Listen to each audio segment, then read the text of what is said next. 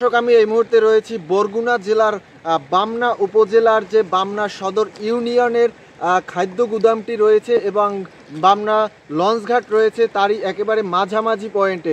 আমরা কিছুদিন আগে যে বর্ষা ঘন বৃষ্টিপাতের কারণে যে নদীর পানি বৃদ্ধি পেয়েছিল, সেই পানি কিন্তু আমাদের ভেরিবাঁধের প্রায় ছুঁই ছুঁই পর্যায়ে উঠে গিয়েছিল।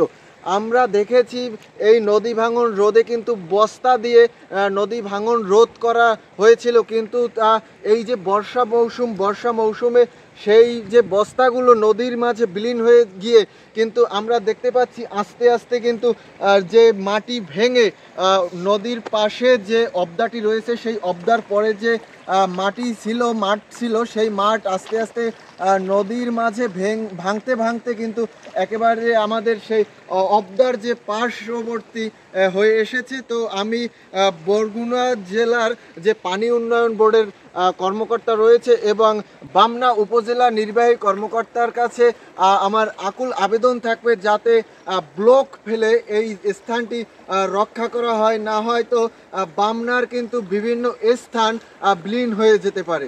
ধন্যবাদ সবাইকে।